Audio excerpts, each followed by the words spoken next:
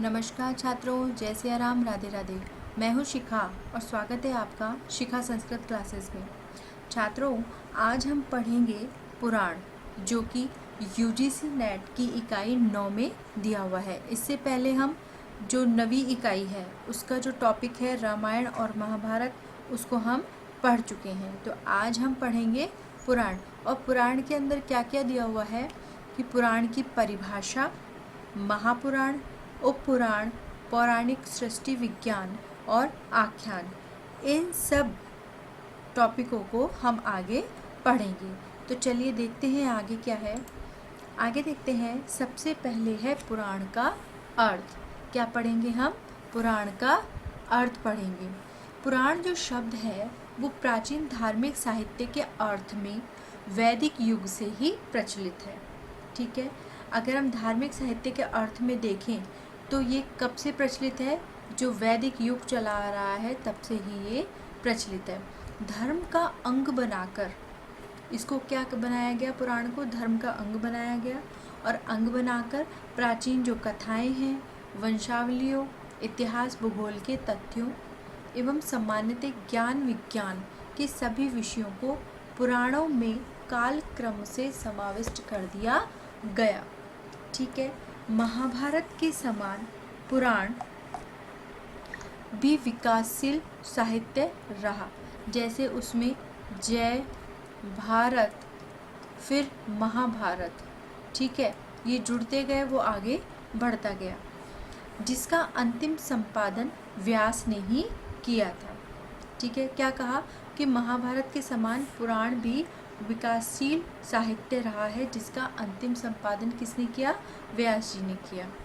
अथर्ववेद के अनुसार पुराण, क्या कहा कि अथर्ववेद के अनुसार पुराण का आविर्भाव ऋक्, साम, छंद, यजुस के साथ ही हुआ था।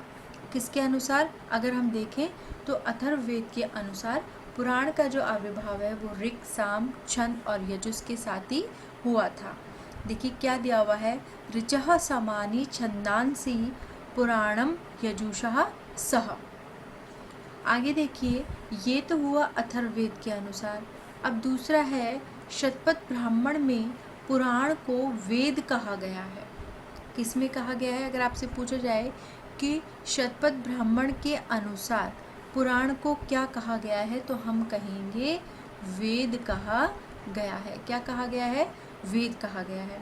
संभवतः वैदिक युग के प्राचीन आख्यानों का संकलन करने के लिए एक पृथक साहित्य भेद का जन्म हुआ, जिसे हम क्या कहेंगे? पुराण कहा गया, जिसका संकलन उसी समय आरंभ हुआ जब विच्छिन्न वैदिक मंत्रों का संहिताकरण होने लगा। उपयुक्त तथ्य इस मान्यता का समर्थन करते हैं। ठीक है, शतपथ ब्राह्मण के अनुसार पुराण को क्या कहा गया? वेद कहा गया। और अथर्ववेद के अनुसार पुराण का आविर्भाव कब हुआ? ऋक्, साम, छंद और यजुस के साथ ही हुआ। आगे देखिए, छंदोग्य उपनिषद में इतिहास और पुराण को संयुक्त रूप से नारद ने पंचम वेद कहा। अब इसको भी आपको याद रखना है कि छंदोग्य उपनिषद के अनुसार, ठीक है, छंदोग्य उपनिषद के अनुसार इतिहास और पुराण को संयुक्त रूप से नारद जी ने क्या कहा था? पंचम वेद कहा था। क्या कहा था?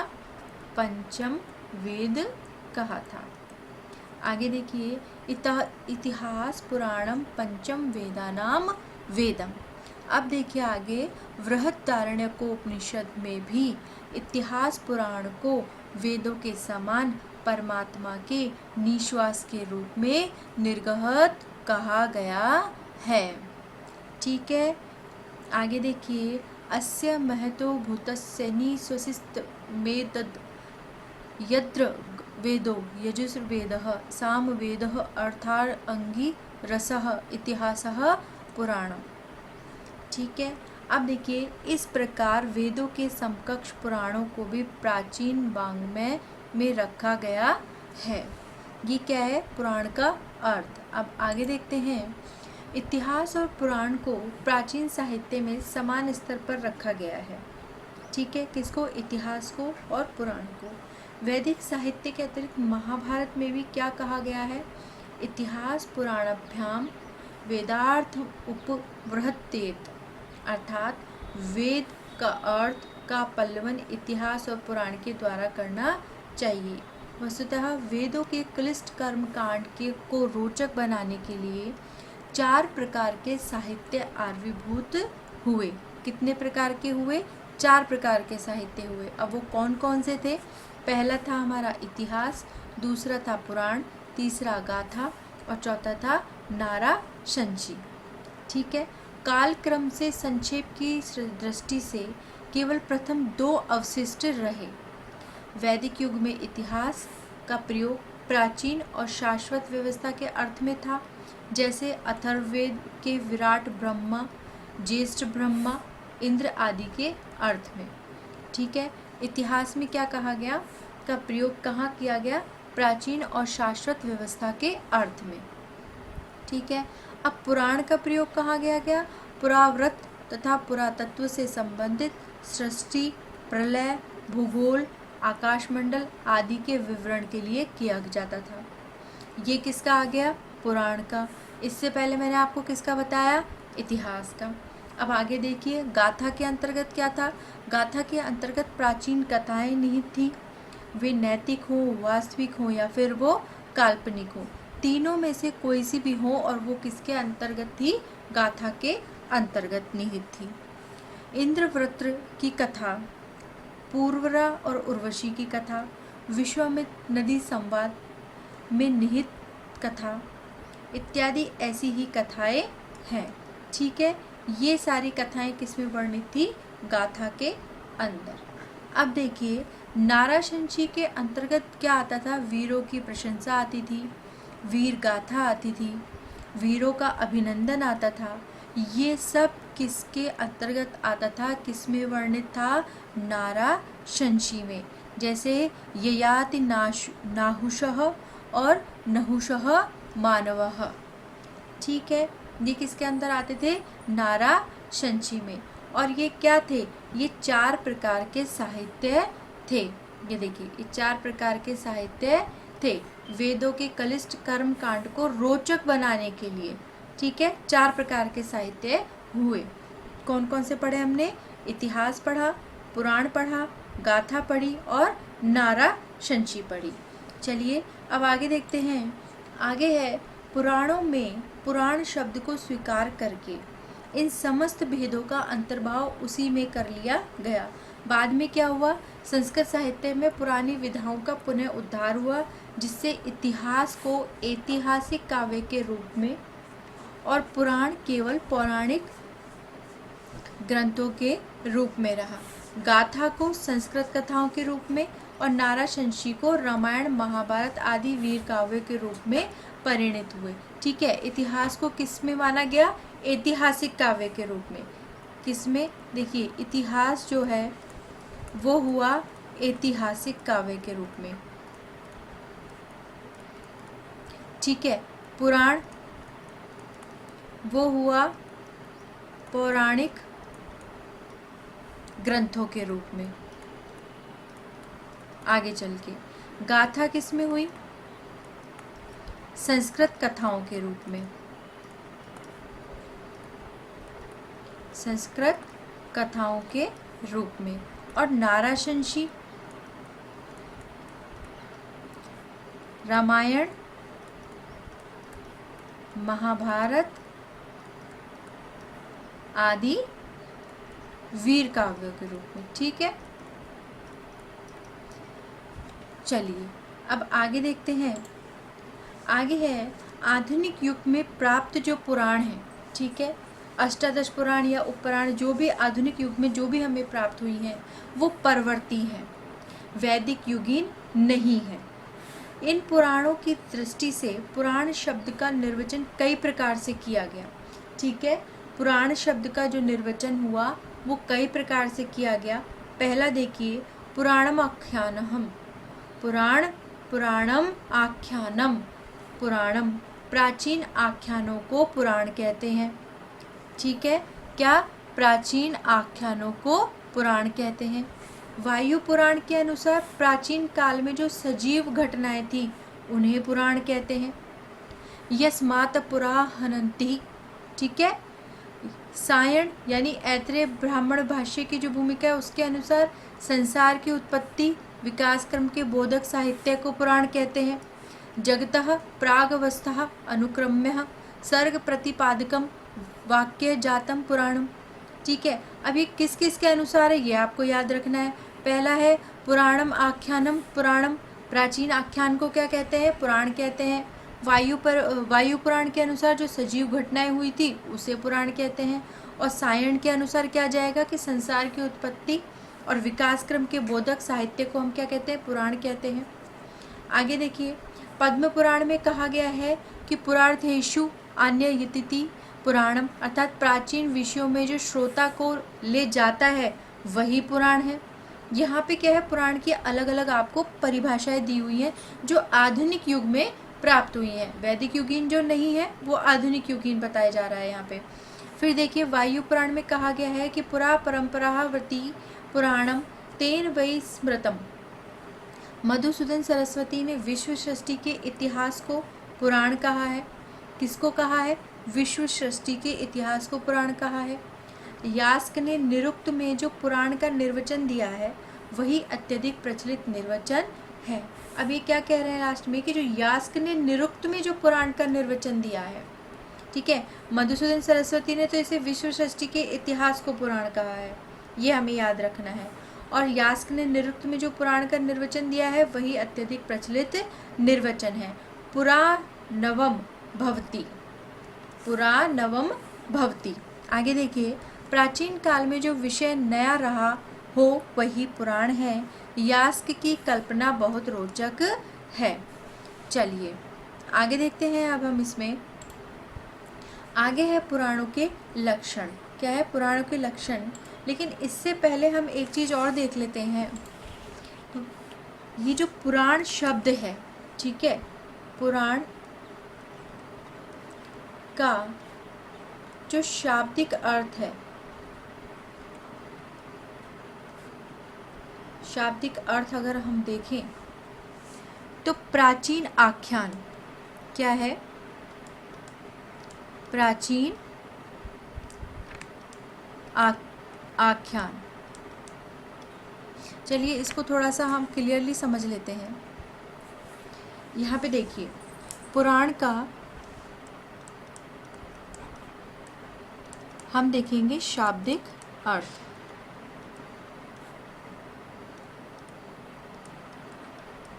पुराण का शाब्दिक अर्थ देखिए क्या है? प्राचीन आख्यान।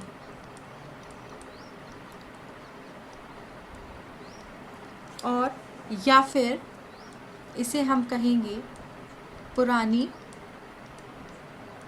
कथा। ठीक है। अब पुरा शब्द का अर्थ देखिए, ये हमने पढ़ा पुराण का शाब्दिक अर्थ प्राचीन आख्यान या पुरानी कथा।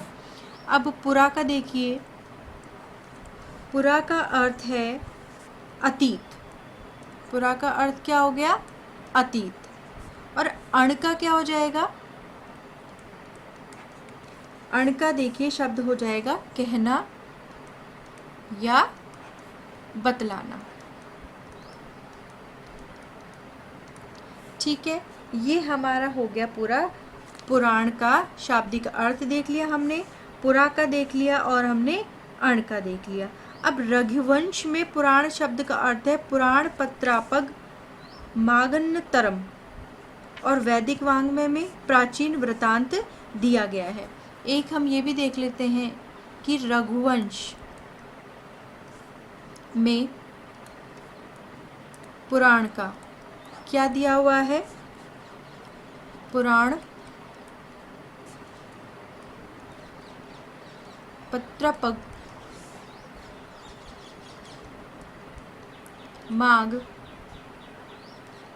मागन्न तरम। ठीक है, ये किस में दिया हुआ है? ये आपके दिया हुआ है रघुवंश में।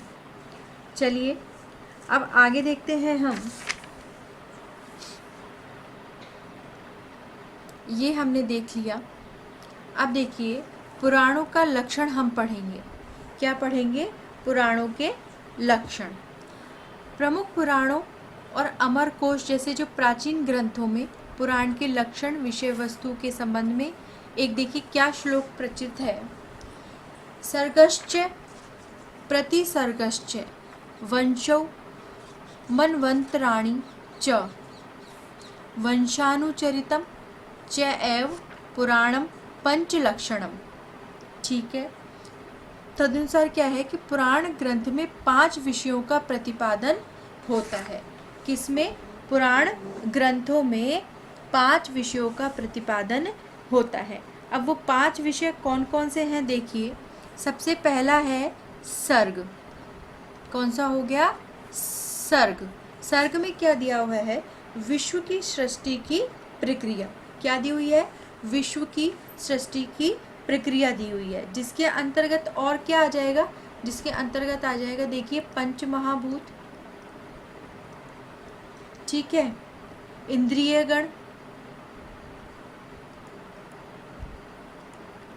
गण, पंच महाभूत, बुद्धि, ठीक है, बुद्धि की आदि तत्वों की उत्पत्ति का वर्णन इसमें दिया हुआ है। अब दूसरा आ जाता है हमारा प्रतिसर्ग। क्या आ जाता है? प्रतिसर्ग। अब प्रतिसर्ग में क्या दिया हुआ है? प्रलय तथा पुनः सृष्टि का वर्णन। क्या दिया हुआ है? प्रलय और पुनः सृष्टि का वर्णन। फिर आता है वंश। क्या आता है? वंश। देवताओं और ऋषियों के वंशों का इसमें क्या है? वर्णन है। देवताओं और ऋषियों के वंशों का इसमें वर्णन है, जैसे सूर्य चंद्र आदि वंशों का वर्णन देख लीजिए। अब आ जाता है मनवंतर। मनवंतर में क्या है? प्रत्येक मनु का काल और उस काल की प्रमुख घटनाओं का इसमें निरूपण किया हुआ है। प्रत्येक मनु का काल और उस काल की प्रमुख घटनाओं का निरूपण इसमें किया हुआ है, जैसे मनु, मनुपुत्र, देव, सप्तऋषि, इंद्र, भगवान के अवतारों का इसमें वर्णन है। अब आ जाता है वंशानुचरित। वंशानुचरित्र में प्रतिवंश के प्रसिद्ध पुरुषों का वर्णन है, ठीक है, प्रतिवंश के। अब देखिए जैसे सूर्यवंश, चंद्रवंश के उत्पन्न राजाओं का जीवन चरित्र उसमें दिया हुआ है। ये क्या है? पुराणों का लक्षण, जिसमें एक श्लोक हमें हमारे सामने प्रस्तुत किया गया है, ठीक है, जिसमें 5 विषयों का प्रतिपादन किया हुआ है इस पुराण ग्रंथ में। कौन कौन से हो गए हमारे? वो सर्ग हो गए, प्रतिसर्ग हो गए, वंश हो गए, मनवंतर हो गए और वंशानुचरित हो गया। अब देखिए यह लक्षण उस समय बना था जब इन विषयों से समन्वित पुराणों का रूप स्पष्ट हो चुका था, किंतु कालक्रम में से पुराणों में अन्य अनेक विषयों का संकलन होने लगा और मूल पुराण लक्षण अभिभूत हो गया। विष्णु पुराण एकमात्र ऐसा पुराण है जिसमें ये लक्षण घटित होते हैं। कौन सा है? सिर्फ एक विष्णु पुराण ऐसा है जिसमें ये एकमात्र लक्षण घटित होते हैं। चलिए अब आगे देखते हैं वंशानुचरित, ठीक है, 5वां कौन सा अभी हमने पढ़ा था? वंशानुचरित। इसमें देखिए प्रतिवंश के प्रसिद्ध पुरुषों का वर्णन है, जैसे माना जाता है कि सृष्टि के रचनाकर्ता ब्रह्मा जी ने सर्वप्रथम जिस प्राचीनतम धर्म ग्रंथ की रचना की उसे पुराण के नाम से जाना जाता है। पुराणों में देवी देवताओं के अनेक स्वरूपों को लेकर एक विस्तृत विवरण मिलता है। किसमें? पुराणों में। किसका? देवी देवता और उनके अनेक स्वरूपों को लेकर। पुराणों में सत्य की प्रतिष्ठा के अतिरिक्त दुष्कर्म का विस्तृत चित्रण भी पुराणकारों ने किया है। पुराणकारों ने देवताओं की दुष्प्रवृत्तियों का व्यापक विवरण दिया है, लेकिन मूल उद्देश्य सद्भावना का विकास और सत्य की प्रतिष्ठा ही है। केवल 5 पुराणों, ठीक है, अभी मैंने आपको विष्णु पुराण बताया था। अब देखिए 5 पुराण कौन कौन से हैं?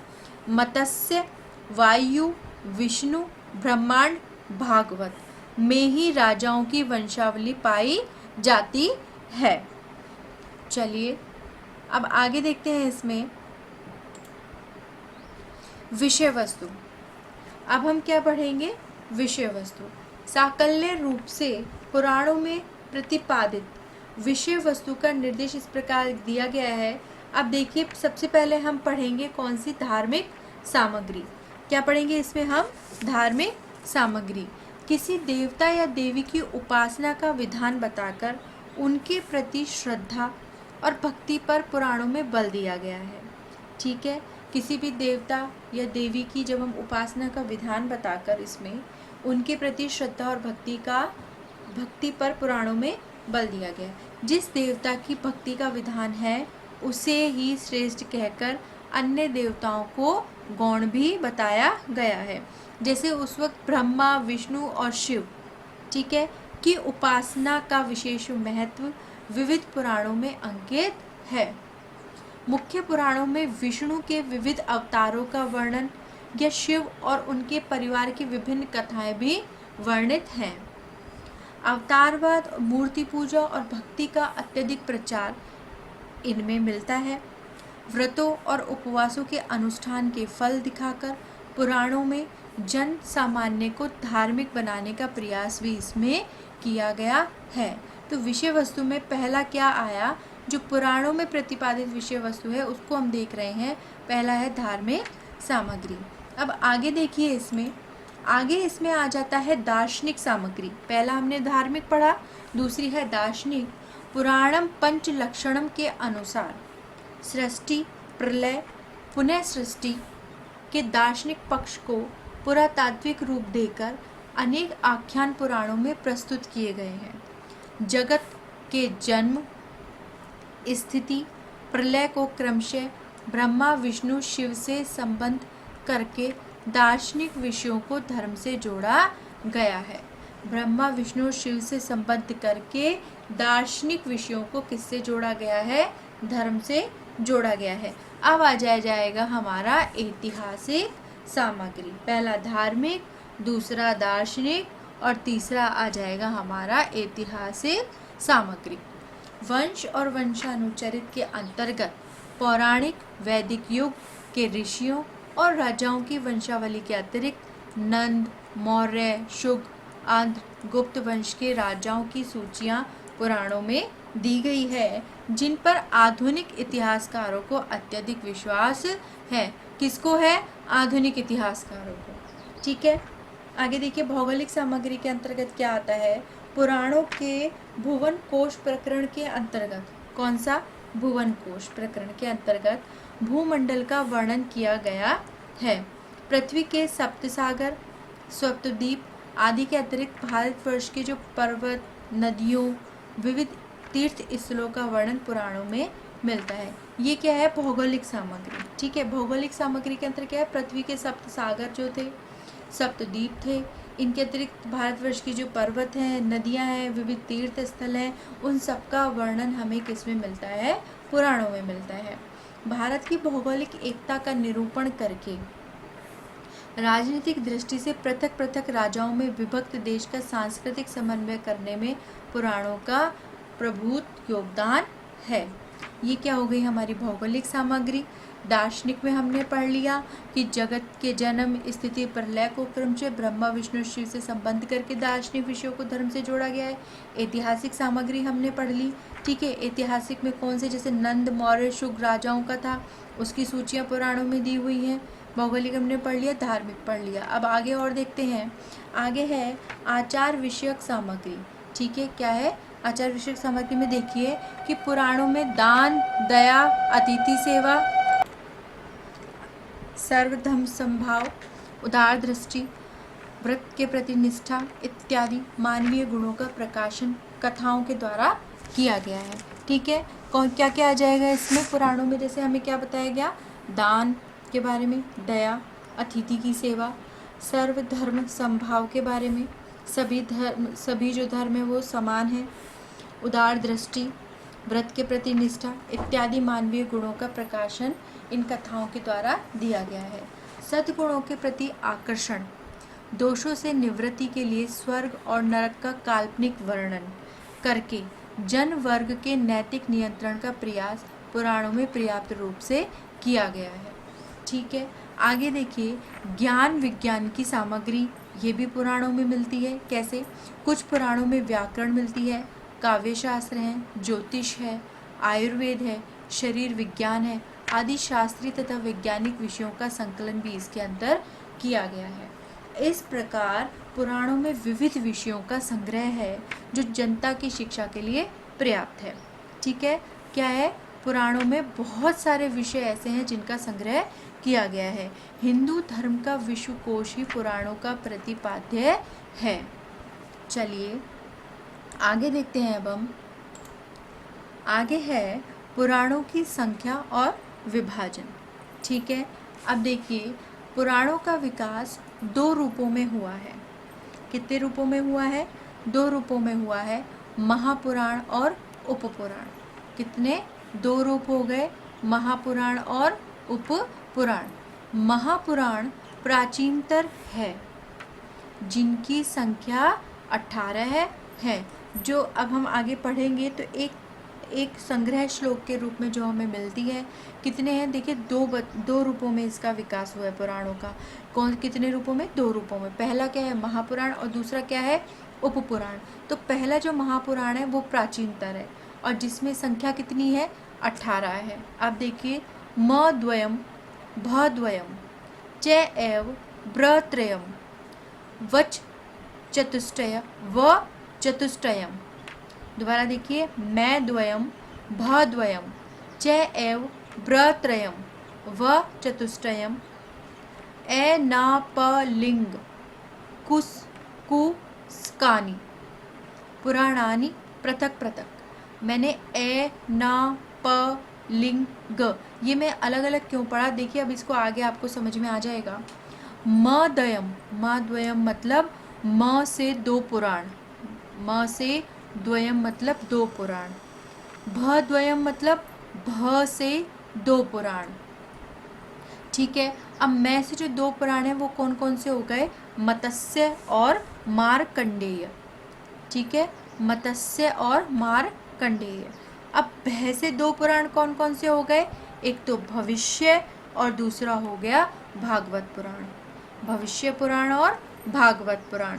ब्र त्रियम यानी ब्र से 3 पुराण हो गए। कौन कौन से हो गए? ब्रह्मा, ब्रह्मांड और ब्रह्म वैवर्त्य। ठीक है, वै से 4 पुराण। व चतुष्टयम मतलब वैसे 4 पुराण हो गए। कौन कौन से?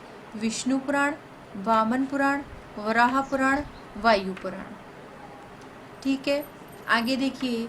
अब मैंने ये पढ़ा था अ, पुनः अ से अग्नि, क्या हो जाएगा? ऐसे अग्नि। फिर मैंने पढ़ा था ना से नारद, प से पद्म, लिंग से लिंग, ग से गरुड़, कु से कूर्म और स्क से स्कंद। ये क्या है? कानि पुराणानि पृथक पृथक। ये 18 पुराण पृथक पृथक है। ठीक है, इनका विभाजन हम आगे करेंगे। जब हम इनको डिटेल से पढ़ेंगे तब मैं इनके बारे में आपको बताऊंगी। अब देखिए उपपुराण। ठीक है, उपपुराण भी संख्या में कितने हैं? 18 कहे गए हैं। कितने? 18 कहे गए हैं। कौन से? उपपुराण। पहले हमने क्या पढ़े हैं? अभी महापुराण। अब देखिए उपपुराण में स्नत कुमार पुराण, नारसिंह पुराण, स्कांद पुराण। कौन सा? स्कांद पुराण। यश शिव पुराण, शिव धर्म। कौन सा हो गया? शिव धर्म पुराण। आश्चर्य पुराण, नारदीय पुराण, कापिल पुराण, औशनस पुराण, वारुण पुराण, क्लिक पुराण, कालिका पुराण, माहेश्वर पुराण, सांब पुराण और सौर पुराण। सौर, पीछे सौर दिया हुआ है ना, एक सौर या फिर सूर्य पुराण, पाराशर पुराण, मारिच पुराण, भार्गव पुराण और नंद पुराण। ठीक है, ये किसके अंतर्गत आते हैं? उपपुराण में। उससे पहले हमने पढ़ा महापुराण। चलिए, यह सूची विविध पुराणों और उपपुराणों में पृथक पृथक है। कहीं चंडी पुराण, मानव पुराण, गणेश पुराण, नंद पुराण, विष्णु धर्मोत्तर पुराण इत्यादि का भी उल्लेख है। इनमें अधिसंख्यक उपपुराण उपलब्ध हैं। पौराणिक सामग्री में ही इनकी रचना हुई है। किसमें हुई है? पौराणिक सामग्री में ही इनकी रचना हुई है। अब देखिए आगे, जो हम आगे पढ़ेंगे वो हम पढ़ेंगे महापुराण, उपपुराण,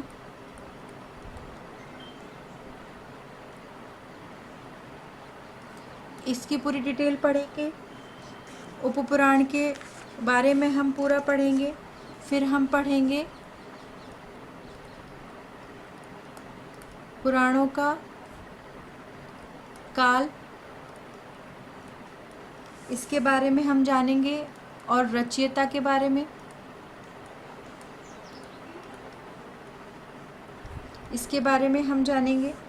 ठीक है। फिर हम पढ़ेंगे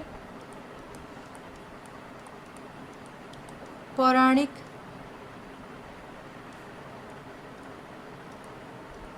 सृष्टि विज्ञान, ये हम पढ़ेंगे, जिसमें हम पद्म पुराण, विष्णु पुराण,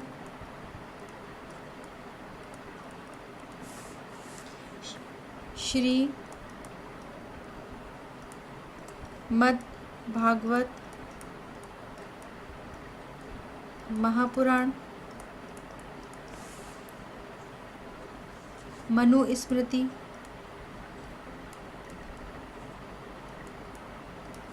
इन सब के बारे में हम जानेंगे। और लास्ट में हमारा जो बचेगा वो बचेगा हमारा पौराणिक